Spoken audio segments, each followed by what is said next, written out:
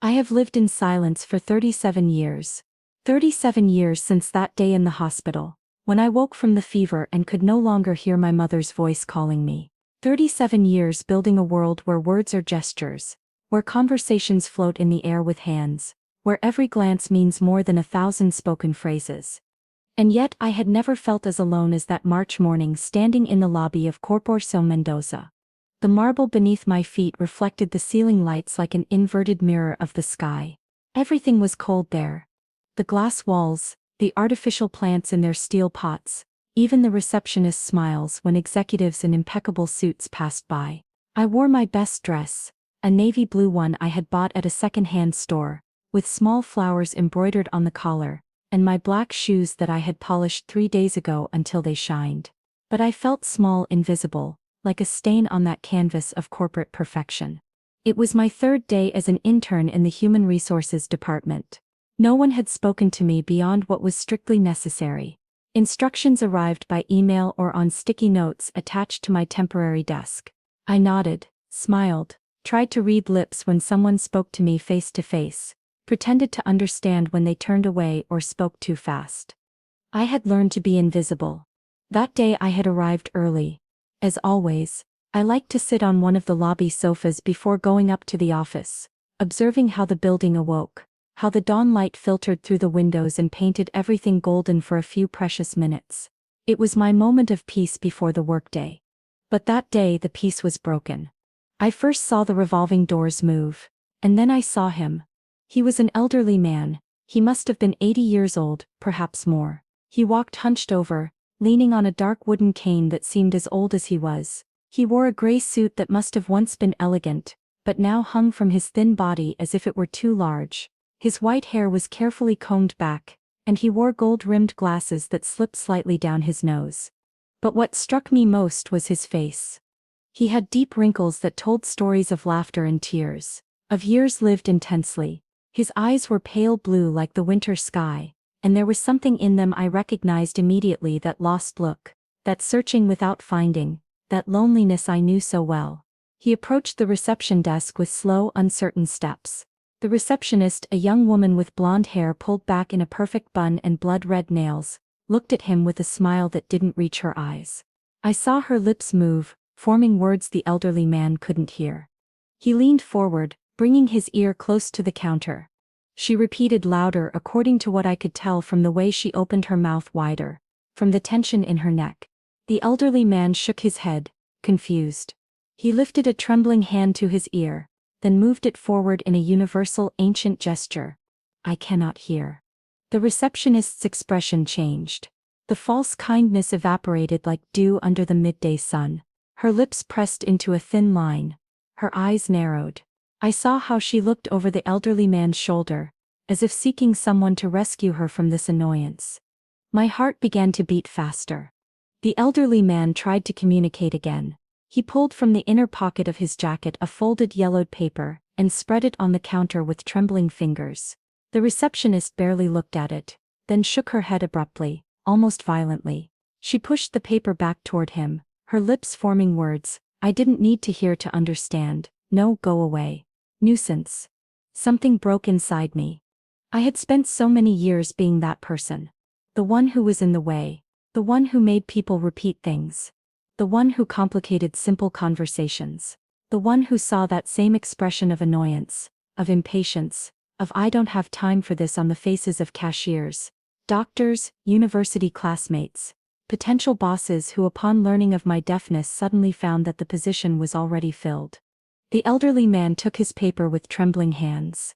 His shoulders hunched even more, as if an invisible weight had just settled upon them. He turned around slowly, and on his face I saw something that broke my soul: shame, humiliation, that feeling of being less, of being a burden, of being invisible in the worst possible sense. Around us, the lobby began to fill with the morning rhythm. Executives entered with their briefcases and their phones glued to their ears. Assistants with coffees in cardboard cups ran toward the elevators. Some glanced at the elderly man sideways, frowning at this discordant element in their polished setting.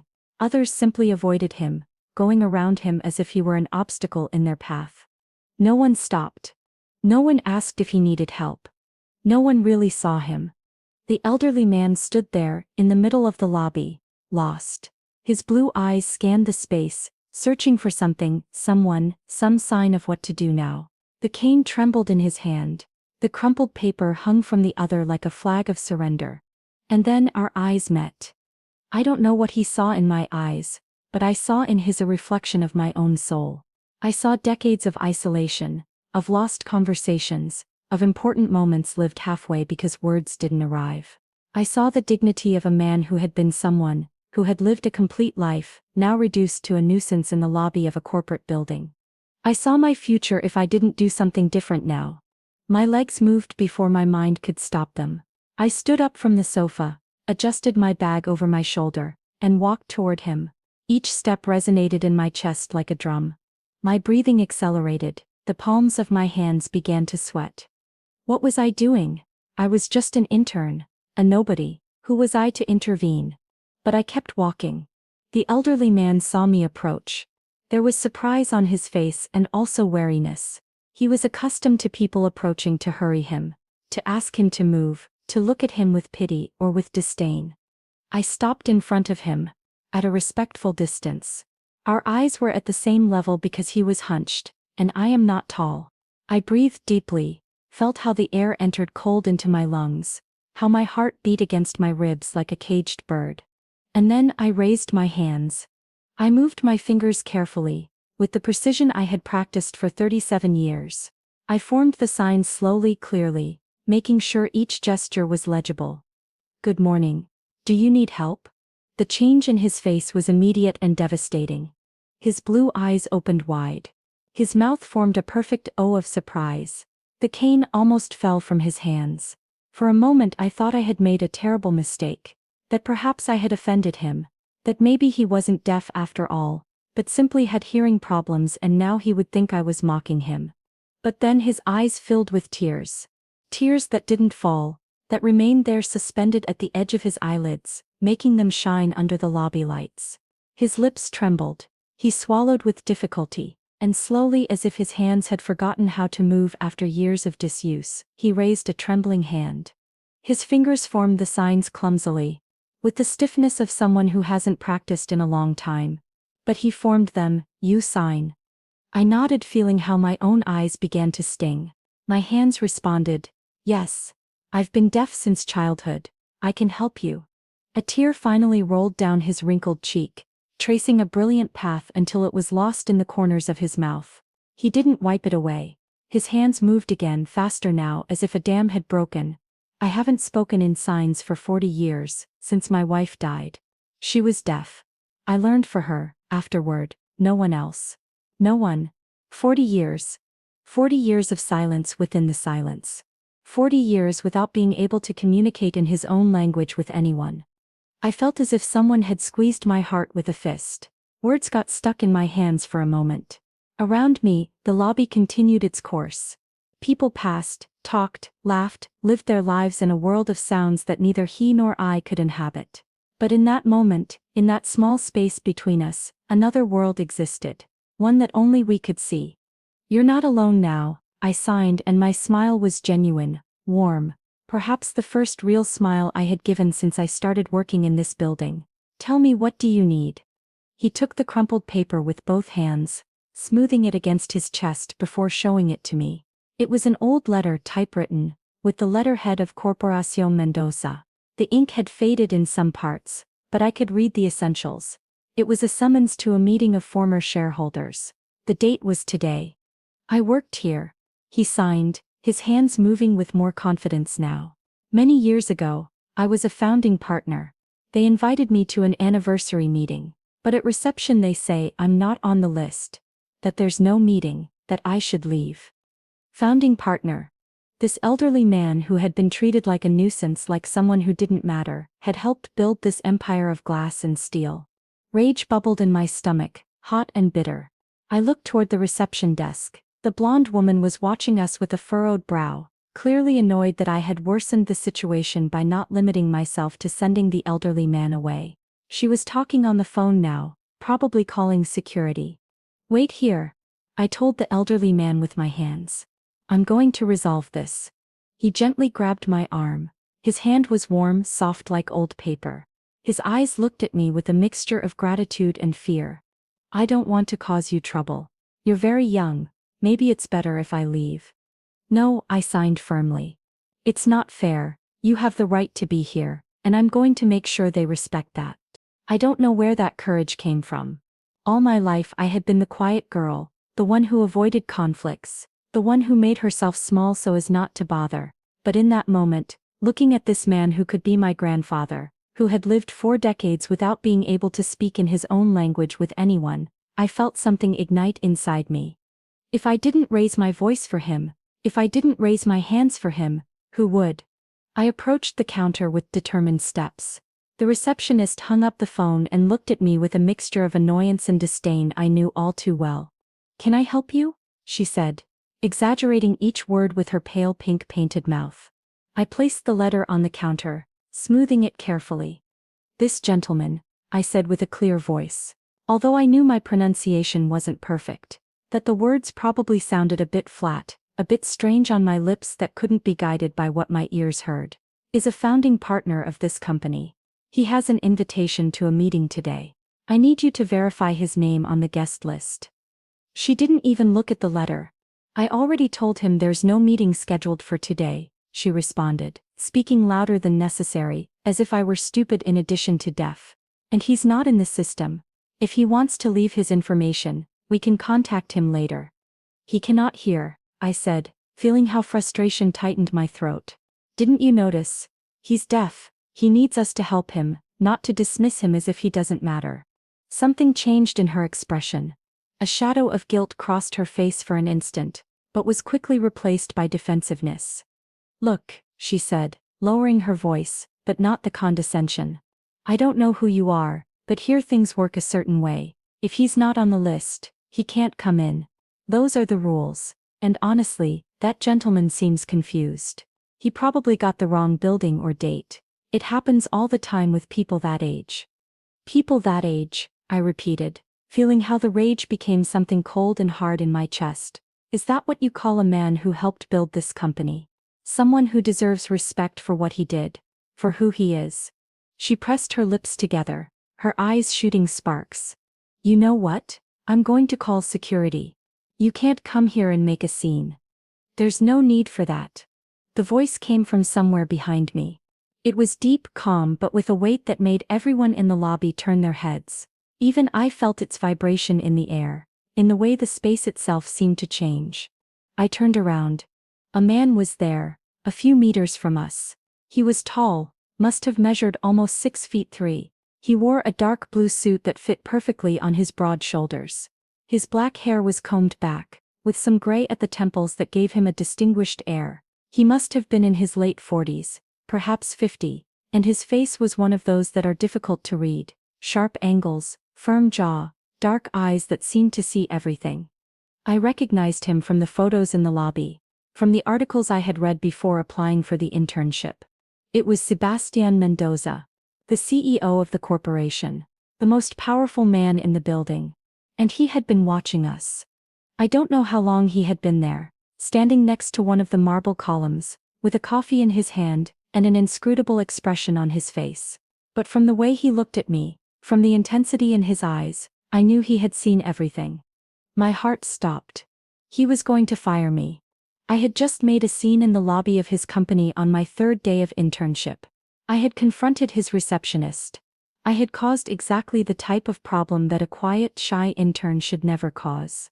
Sebastián Mendoza walked toward us with measured, confident steps. The entire lobby seemed to hold its breath. The executives who were running toward the elevators stopped. The secretaries chatting near the cafeteria fell silent. Even the receptionist became rigid as a statue, her face paling. He stopped next to the elderly man, and something incredible happened. His serious, almost severe expression softened. His eyes filled with something that seemed like contained emotion, and then, to my total amazement, he raised his hands and signed, "Don Roberto." "It's been a long time." The elderly man, Don Roberto, remained motionless. His cane fell to the floor with a dull sound I felt in the soles of my feet. His hands rose to his mouth, trembling violently. The tears he had been holding back finally fell freely down his cheeks. Sebastian? He signed as if he couldn't believe what he was seeing. Little Sebastian? Not so little anymore. The CEO responded with his hands, and there was a smile on his face now. Genuine, that completely transformed his hard features. But yes, it's me. Don Roberto let out a sob.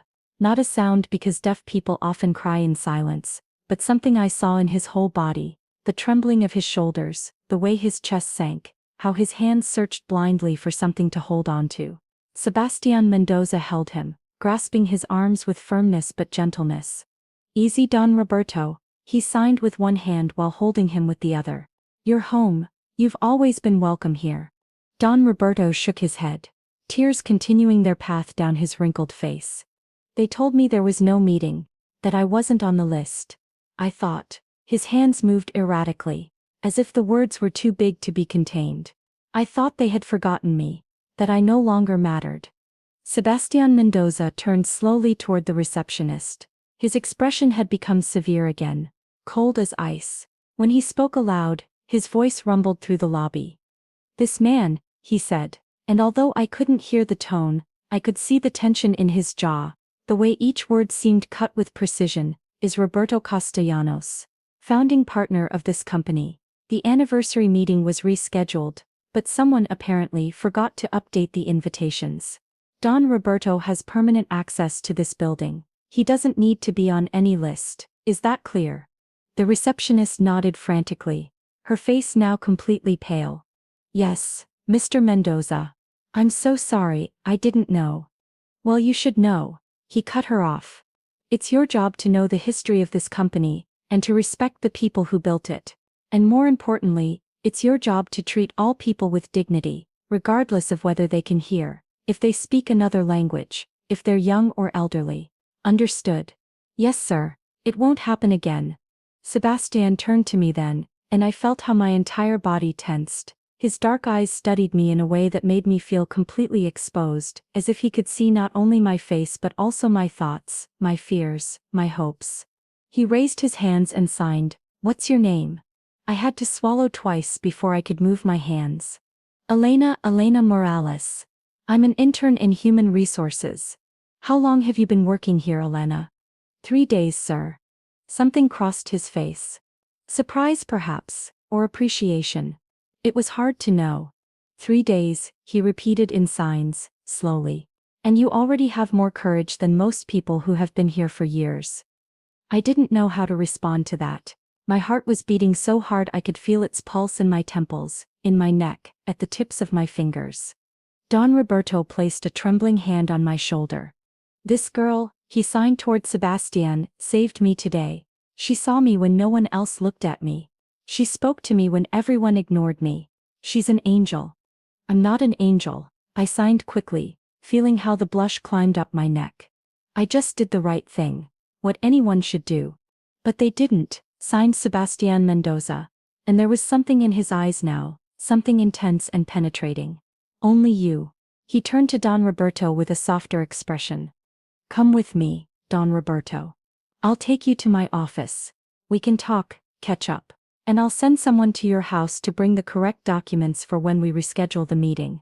How does that sound? Don Roberto nodded. But before leaving he turned toward me. His hands formed the signs carefully, with intention. Thank you, child. You don't know what it meant to me. Not just that you helped me, but that you saw me, that you spoke to me in my language. That you reminded me I still exist. I felt how tears threatened to overflow from my own eyes. I took his hands in mine, soft, fragile hands, full of years, and squeezed them gently. You also saw me, Don Roberto, and that means more than you can imagine. He smiled then, a smile that illuminated his entire wrinkled face, that erased decades from his appearance and let me see the young man he must have been once. He gave my hands a gentle squeeze before releasing them, picked up his cane from the floor with Sebastian's help, and walked alongside the CEO toward the elevators. I stood there in the middle of the lobby, feeling as if I had just run a marathon. My legs trembled. My breathing was irregular. The people around me slowly returned to their routines, the extraordinary moment dissolving into the normalcy of the day. But I knew nothing would ever be normal again. I had just done something that went against everything I had been taught. I had called attention to myself. I had caused a scene. I had confronted someone. Everything a good intern, especially a deaf one, should never do. And yet, looking toward where Don Roberto and Sebastian Mendoza disappeared in the elevator, I couldn't regret it. The rest of the day passed in a strange fog. I went up to my office on the 12th floor, sat at my temporary desk at the back of the Human Resources room, and tried to concentrate on the mountain of files I had to digitize. But my hands trembled every time I tried to type, and my thoughts kept returning to the lobby, to Don Roberto's blue eyes filled with tears, to Sebastian Mendoza's hands moving fluently in sign language. Why did the company's CEO know sign language? What connection did he have with Don Roberto? And why had he looked at me that way? As if he had seen something in me that I myself didn't know. My office colleagues, 3 women in their 30s, who always chatted among themselves without bothering to include me, spent the day looking at me with barely disguised curiosity. One of them, Patricia, finally approached my desk in mid-afternoon. She spoke, exaggerating the words, as she always did with me, as if I were slow to understand in addition to deaf. "Is it true you had an altercation with the receptionist this morning?" I nodded briefly, without looking up from my computer. "And that Mr. Mendoza intervened?" I nodded again. Patricia exchanged a significant look with the other 2 women. I could see how their lips formed quick words, how they laughed discreetly, how they pointed at me with subtle head movements. I knew what they were saying without needing to read their lips. "Poor girl, she got into trouble on her 3rd day, she won't last the week." Maybe they were right. At 5 in the afternoon, when I was already packing my things to leave, my phone vibrated. It was a text message from an unknown internal number. "Miss Morales, please report to the CEO's office on the 30th floor before leaving. Executive Assistant." My heart sank. This was it. They were going to fire me. With courtesy, with formality, but they were going to fire me anyway. I had been foolish to think I could get away with it just because I had done the right thing. The corporate world didn't work that way. Especially not for people like me. I took the elevator to the 30th floor with trembling legs. The doors opened to a completely different space from the rest of the building. Here everything was dark wood and thick carpets that cushioned footsteps. Works of art, that probably cost more than my salary, for several years hung on the walls. Everything smelled of leather and money.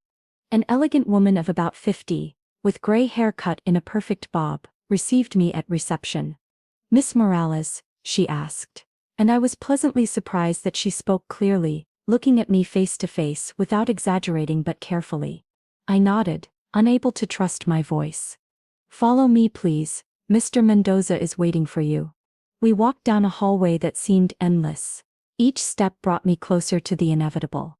How would I tell my mother I had lost this job? How would I pay this month's rent? How many more doors would slam in my face before I finally gave up? The assistant stopped in front of a solid wooden door, and knocked softly before opening it. She gestured for me to enter, and I obeyed with legs that barely supported me. The office was enormous. Floor-to-ceiling windows showed the city extending toward the horizon, tinted orange and pink by the sunset. A mahogany desk occupied the center, surrounded by shelves full of books and more works of art. But what caught my attention was the leather sofa by the window, where 2 figures were sitting. Sebastian Mendoza and Don Roberto. They were conversing in sign language, their hands moving with animated expressions. Don Roberto was laughing. I could see it in the way his shoulders shook, in how his face wrinkled with pure joy, while Sebastian nodded, smiling in a way that seemed years younger than the severe man from the lobby that morning. When Sebastian saw me enter, he stood up immediately. Don Roberto also tried to, but Sebastian made him a gentle gesture to stay seated. "Alina," signed Sebastian, and then spoke aloud simultaneously, something I appreciated because it meant he wanted to make sure I understood perfectly. "Thank you for coming. Please, sit down." I sat on the edge of one of the armchairs facing them, with my back straight, hands clasped on my lap. I was ready to receive the blow, to maintain composure when they told me I wasn't appropriate for the company, that I caused problems, that it was better if I looked for opportunities elsewhere. But that's not what happened. "Don Roberto and I have been talking all afternoon." Sebastian began, signing while speaking. He told me what happened this morning. He said you were the only person in the entire lobby who stopped to help him. The only one who treated him with respect. The only one who communicated with him in his own language. Don Roberto nodded emphatically, his eyes shining with emotion as his hands moved. I told him you're special, that you have a heart that sees beyond what others ignore. My throat tightened. These weren't words of dismissal. But then what was this? Sebastian leaned forward, resting his elbows on his knees. His gaze was intense, penetrating. Elena, Don Roberto asked me a question this afternoon that I couldn't answer. He continued, his hands and voice moving in unison. He asked me how many people in this company of more than 1,000 employees know sign language. He waited, as if he wanted me to answer. I swallowed. I don't know, sir. I signed with trembling hands. I do know, he responded. And there was something hard in his expression now. Too. You and me, in this entire corporation that says it values diversity and inclusion, only 2 people can communicate with the deaf community without barriers. My eyes widened with surprise. Only 2? Do you see the problem? He asked. And it wasn't really a question. When Don Roberto came this morning, when any deaf client, supplier, or visitor comes to our offices, we treat them as if they were invisible, as if they were less important because communicating with them requires extra effort. He stood up and walked toward the windows. The sunset light painted his profile in golden tones, made the gray in his temples shine. There was a tension in his shoulders that hadn't been there before. My younger sister was deaf, he said suddenly, and although he continued signing, I could feel the weight of those words even without hearing them. Her name was Carolina. She had curly hair, green eyes like my mother's, and the most contagious laugh I've ever known. He used the past tense. My heart tightened. Don Roberto had also lowered his gaze, his hands quiet on his lap. I learned sign language for her. Sebastian continued, turning to look at me. When I was 8 years old and she was 6, we would sit every night in her room and practice. She taught me, laughed at my mistakes, corrected me with patience. Don Roberto and my father were partners back then. Don Roberto came to the house often, and when he discovered Carolina was deaf, he understood in a way no one else could. Don Roberto raised his hands, moving them with softness laden with memory. My wife Lucia was deaf from birth. When I saw little Carolina, I saw my Lucia. That same spark, that same determination not to let the world make her feel less. Your father, he looked at Sebastian, asked me for advice constantly. How to help her, how to understand her, how to make sure she never felt isolated. Carolina loved Don Roberto, signed Sebastian, and there was a sad smile on his lips. She called him her grandfather of the heart. He taught her so many things. He told her about Lucia, about how she lived a full life despite all the barriers society put in her way. It was Don Roberto who made me understand that Carolina's deafness wasn't a disability, but simply a different way of experiencing the world. He stopped, and I saw how his jaw tightened, how his eyes darkened with something painful. Carolina died when she was 16. A brain aneurysm, sudden, without warning. One day she was planning her high school graduation party. And the next, she was simply gone. Tears sprang from my eyes, before I could stop them. Not from pity, but from recognition, from understanding that loss of someone who had been a bridge between 2 worlds. I'm so sorry. I signed, because there weren't enough words for that kind of pain. Sebastian nodded, swallowing with difficulty. After she died, I stopped signing. I couldn't, every time I moved my hands that way. I remembered her. I saw her in every gesture, heard her laughter in my memory. It was Don Roberto who told me Carolina wouldn't have wanted me to abandon the language, that she would have wanted me to keep using it, to help others like her. He sat down again, this time closer to me. I could see the lines of exhaustion around his eyes, the marks left by leadership and loss. But I was young and devastated. I couldn't. And then Don Roberto also suffered his own loss. Lucia died a few years later, and we grew apart, each dealing with his pain in solitary fashion. Don Roberto raised his hands. We didn't speak for 40 years. 40 years, Sebastian. I wasted 40 years being a coward, letting pain isolate me. We were both cowards, responded Sebastian, and there was forgiveness in his eyes. But today, Elena, You did something neither of us had the courage to do. You took a risk. You saw someone who needed help, and you didn't stop to think about the consequences. You just acted. He looked at me with an intensity that made me feel completely exposed. This morning I was in the lobby waiting for a client. I saw everything. I saw how the receptionist treated Don Roberto. I saw how everyone else passed by. And I also saw you. My breathing stopped. I saw you get up from that sofa. I saw the determination on your face, the fear too, but above all I saw compassion. And when you raised your hands and began to sign, he stopped, and for a moment it seemed the words abandoned him. It was like seeing Carolina again. Not physically, but in spirit, in that courage to build a bridge when it would be easier to look away. I didn't know what to say. My heart was beating so hard I could feel it in my throat. Elena, he continued, his voice and hands moving with purpose. I haven't called you here to fire you. I've called you to offer you something different. I blinked, confused.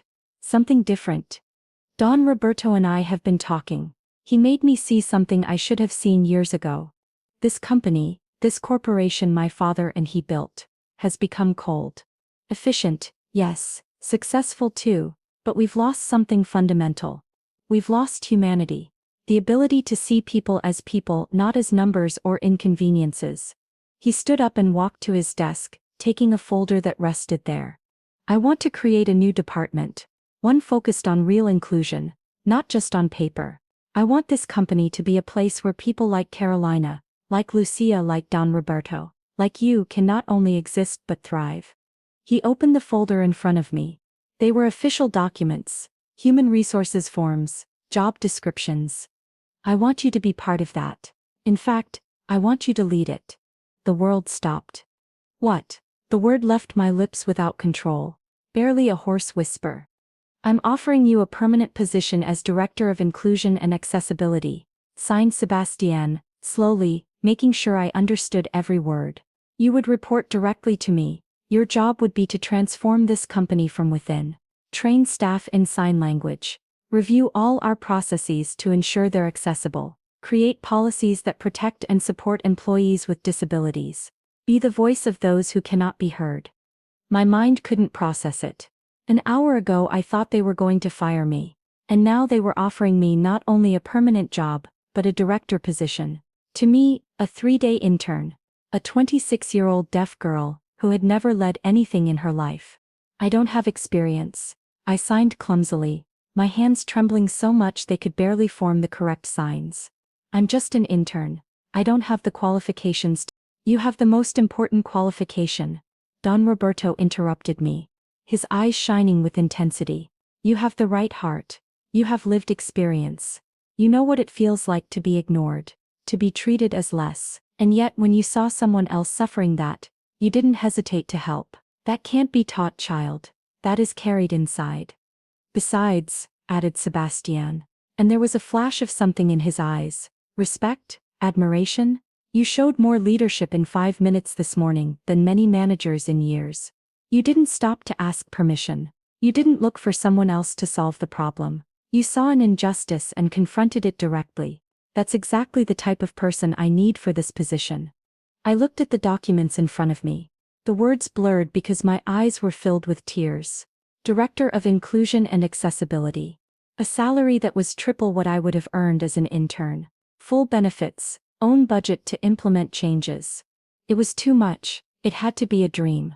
Why me? I finally signed, looking up to meet Sebastian's gaze. Why not look for someone with more experience? Someone who knows what they're doing. He sat on the edge of his desk, his arms crossed over his chest, but his expression was soft. Because experience in the corporate world sometimes means having learned to do things the wrong way. It means being trapped in processes that don't work but are maintained out of habit. You don't have those vices. You see things with fresh eyes. And more importantly, you live this reality every day. You don't have to imagine what barriers a deaf person faces in a workspace. You know them intimately. Don Roberto placed a hand on mine, soft and warm. Give it a chance, Elena. Give this company a chance to be better. And give yourself a chance to be who you're destined to be. My heart was a whirlwind. Fear, hope, doubts, emotion. Everything spun inside me like a storm. I thought of my mother, working double shifts as a nurse to pay for my university. I thought of all the jobs I had been rejected from. All the interviews that ended abruptly when I mentioned my deafness. I thought of years of feeling invisible, of being overlooked, of being treated as if I were less capable. And I thought of Don Roberto this morning, standing alone in that lobby, with his eyes full of tears of gratitude just because someone had bothered to see him. If I accept, I signed slowly. I want to do things right. I want it to be real, not just a department to make the company look good on paper. A smile spread across Sebastian's face, completely transforming his severe features. I wouldn't expect anything less from you. You'll have my complete support, direct access to me when you need it. And Don Roberto has agreed to be a consultant for the project. He'll help us implement changes based on his experience with Lucia and his decades in the corporate world. Don Roberto nodded vigorously, his hands moving with enthusiasm. I'm already too old to work full-time, but this would give meaning to my final years. It would honor the memory of my Lucia, of Carolina, of everyone who was ignored. I looked at these two men in front of me. One, the powerful CEO of a multi-million-dollar corporation. The other, an elderly man who had been treated like trash just hours before, both united by loss, by love, by the desire for something good to come from pain. And they wanted me to help build that something good. I took the pen Sebastian offered me. My hand trembled as I held it over the documents. For a moment fear paralyzed me. What if I failed? What if I wasn't good enough? What if I disappointed them? But then I remembered something my mother had told me when I was 8 years old, newly diagnosed with permanent deafness, crying because I thought I could never do anything important with my life. The world will try to make you small, my love. It will try to convince you that your differences make you less, but you decide whether to believe them or not. You decide how big your life is. I signed the documents. When I looked up, both Sebastian and Don Roberto were smiling. Don Roberto applauded silently, his hands clapping without making noise but with all the emotion in the world. Sebastian extended his hand and I shook it, feeling the firmness of his grip, the weight of the trust he was placing in me. Welcome to the team, Director Morales. He signed and there was pride in his eyes. Thank you, was all I could sign in response, because the bigger words were trapped in my throat along with the tears. The rest of the meeting passed in a fog of details. Official start date, introduction to other directors, access to resources. Sebastian explained that he wanted me to start immediately, that there was no time to waste. Don Roberto promised to help me create an implementation plan, gave me his personal number and made me promise I would call him, or better, that I would send him video messages in sign language whenever I needed advice. When I finally left that office, it was almost 7 at night. The building was silent. Most employees had already gone home. I took the elevator back to the lobby, my legs still weak, my mind still processing everything that had happened. The nighttime lobby was different. The lights were dimmed, giving a soft glow to the marble. The night shift receptionist, a young man with a neatly trimmed beard, smiled at me when I passed. There was only one other person there, a cleaning employee with his cart, polishing the floor with slow, methodical movements. I stopped in the center of the lobby, in the same place where Don Roberto had been standing this morning. I looked toward the reception desk, toward the elevators, toward the sofas where I had been sitting. 12 hours ago, I was a simple intern, a quiet, shy girl who tried not to call attention to herself. Someone who had learned to make herself invisible to survive in a world that had no space for people like her. And now I was Director of Inclusion and Accessibility. I had an office waiting for me on the 20th floor. I had the CEO's backing. I had the responsibility to change an entire company from within. It was terrifying. It was overwhelming. It was absolutely perfect. I left the building into the cool March night. The city glittered around me, full of lights and movement that I couldn't hear but could feel in the vibrations of the pavement, in the air that moved my hair. I took out my phone to call my mother, to tell her everything that had happened. But before I could unlock the screen, I received a message. It was from an unknown number. I opened the message and found a video. It was Don Roberto, sitting in what appeared to be an elegant living room with antique furniture and photographs on the walls. He had his glasses on and was signing directly to the camera. "Elena, I couldn't go to sleep without sending you this. Today you gave me something I thought I had lost forever. Hope. You reminded me that there are still good people in the world. People who see beyond appearances, beyond limitations, straight to people's hearts. My Lucia always said that deaf people aren't disabled by our deafness, but by a world that refuses to adapt to us. You, in a few minutes this morning, did more to change that world than decades of policies and programs. Do you know why? Because you acted with love, with genuine compassion. And that, my dear child, that is what truly transforms the world. I know you're afraid of what's coming. I know you wonder if you can do it. But I tell you this, you already did it. You already proved you have what it takes. Now you just have to keep doing what you did this morning. See people, listen to them with your eyes and your heart, and treat them with the dignity they deserve. Lucia would be so proud of you. Carolina would be proud of you. And I already consider you part of my family. Rest well tonight. Tomorrow your real work begins. And I'll be here every step of the way. The video ended with Don Roberto placing his hand over his heart and bowing his head in a gesture of respect and affection. Tears rolled freely down my cheeks now. I sat on a bench near the bus stop, hugged my bag against my chest, and let everything hit me at once. The magnitude of what had happened. The responsibility of what was coming. The beauty of having been seen, truly seen for the first time in my life. I responded to Don Roberto's video with one of my own. My hands moving in the dim streetlight. Thank you, Don Roberto, for trusting in me. For reminding me that compassion isn't weakness but the greatest strength.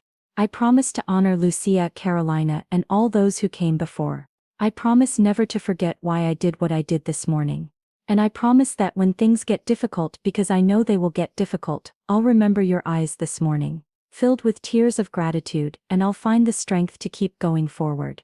I sent the video and stayed sitting there watching the city lights flicker, feeling the night breeze on my face. My phone vibrated again. This time it was a text message from Sebastian Mendoza. Elena, I forgot to mention something important this afternoon. Tomorrow there's a meeting of all directors at 9 a.m. I want to formally introduce you to the team. I'd recommend you arrive prepared to answer questions about your vision for the department. Don't worry about having all the answers. Just be yourself. That was enough to impress me this morning. It will be enough tomorrow too. Rest. Tomorrow we change the world, one gesture at a time. I read the message 3 times, letting the words sink in. Tomorrow we change the world, one gesture at a time. One gesture at a time.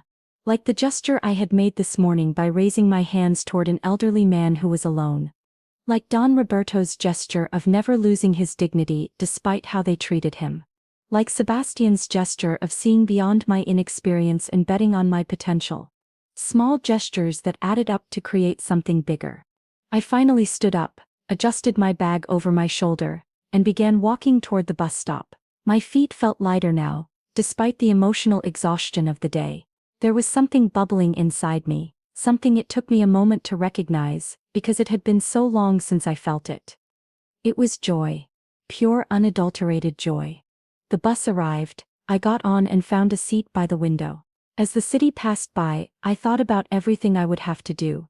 I would have to study accessibility policies, learn about disability laws, create training programs, face resistance from people who didn't want to change, prove myself again and again. But for the first time in my life, I didn't feel I was alone in that struggle. I had allies now. I had Don Roberto with his decades of wisdom and experience. I had Sebastian with his power and resources. And more importantly, I had a voice now. A platform, an opportunity to make things different for the next deaf girl who entered that lobby looking for an opportunity. I arrived at my small apartment near 9 at night. It was a modest studio in an old building with thin walls and noisy pipes that I couldn't hear but that I knew were there from neighbors' complaints. But it was mine, paid with my own effort, and tonight it felt like a palace. My mother would be sleeping already. She had an early shift at the hospital tomorrow, so I decided to wait until morning to call her. Instead, I sat on my bed, opened my laptop, and began to write. I wrote everything that had happened that day. Every detail, every emotion. I wrote about Don Roberto, and his eyes filled with tears.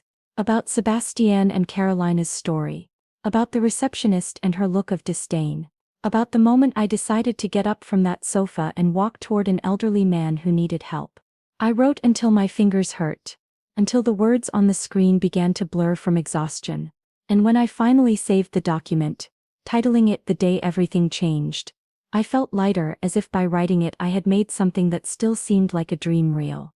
I prepared for sleep with a strange sense of anticipation. Usually the night before an important day was filled with anxiety, with insomnia, with doubts that gnawed at me until dawn. But that night, I fell asleep almost immediately. And I dreamed. I dreamed of a lobby full of people signing, with receptionists who greeted deaf visitors with fluency and warmth, with meetings where everyone had access to information, regardless of how they received it, with a company where being different didn't mean being less, but simply being. I dreamed of Carolina, although I had never met her. I saw her with curly hair and green eyes, laughing while teaching signs to a group of enthusiastic employees.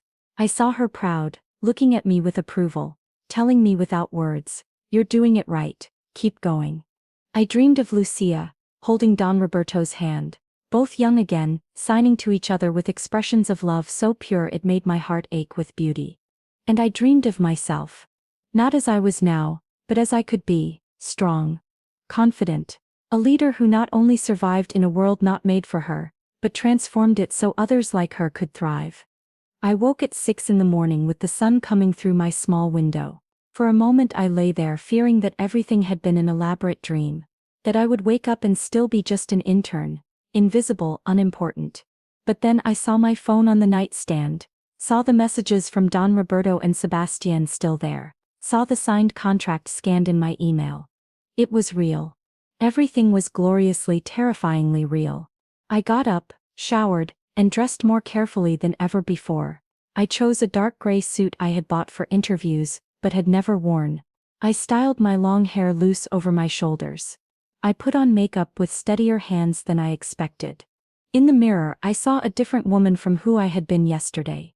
Or perhaps not different, but finally visible, finally allowing herself to be seen. I called my mother while having breakfast.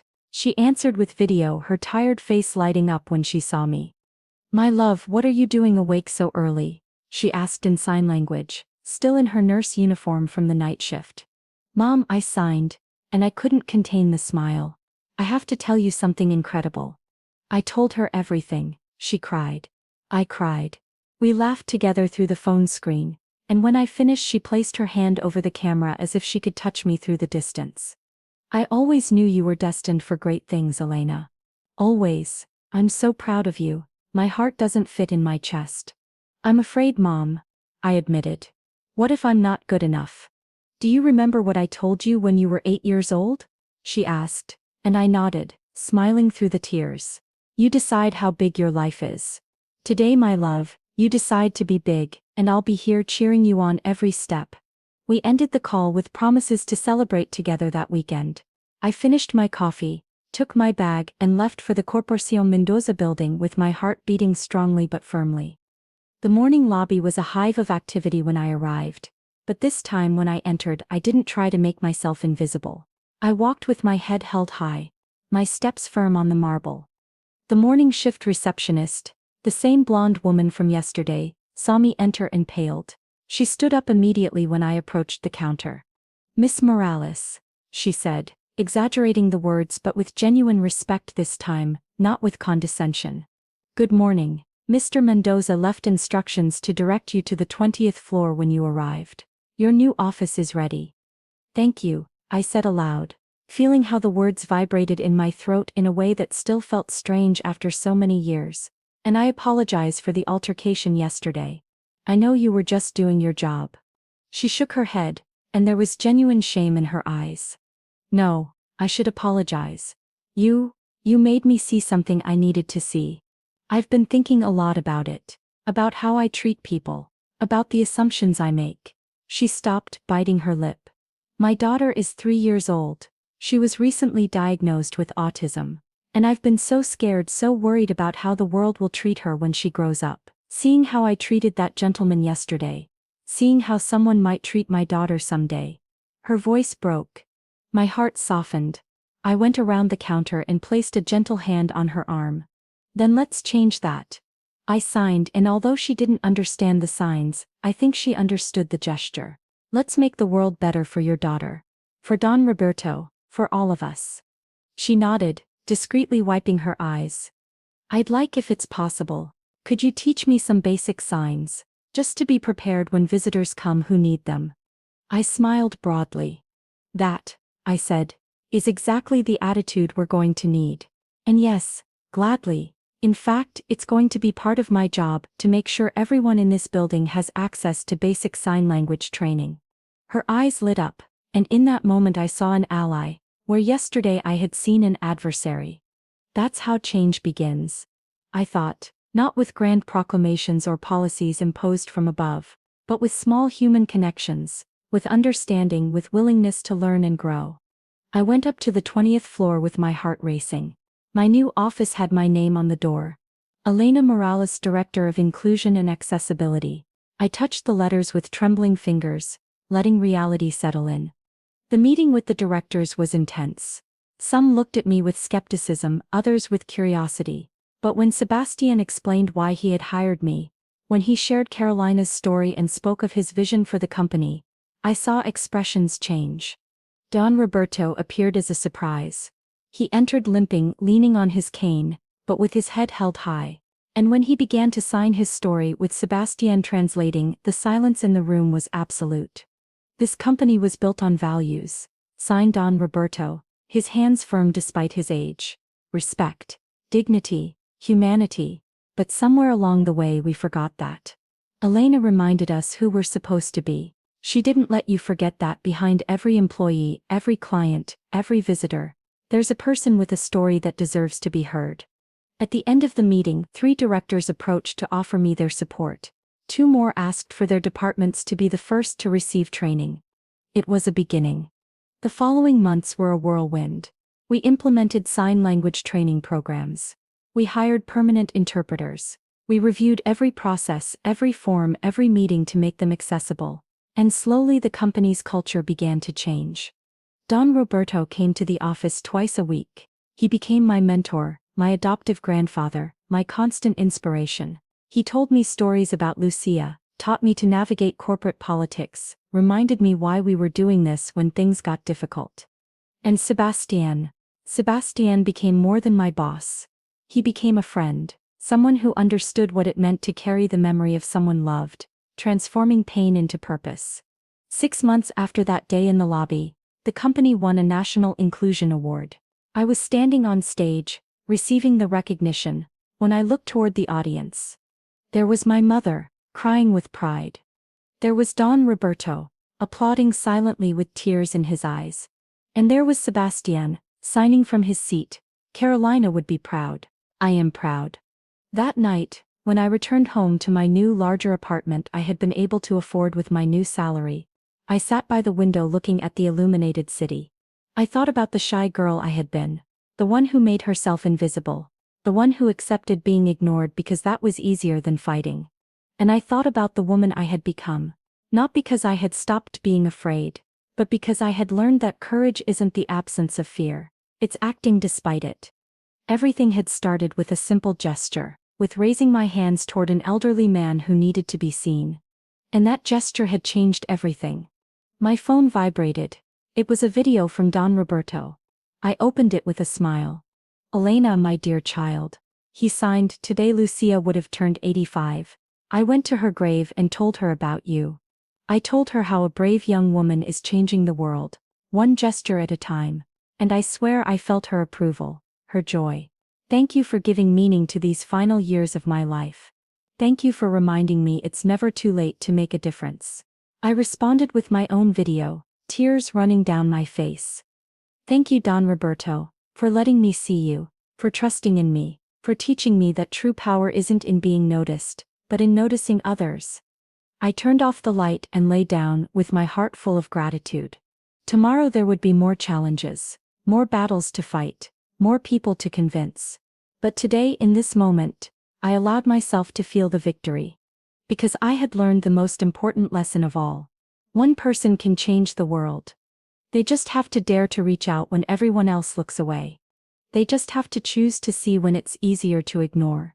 They just have to remember that every gesture of compassion creates ripples that extend beyond what we can imagine. And I, Elena Morales, was no longer invisible. I was seen, I was heard, I mattered. And never, never again would I let anyone, not even myself, convince me otherwise. The end.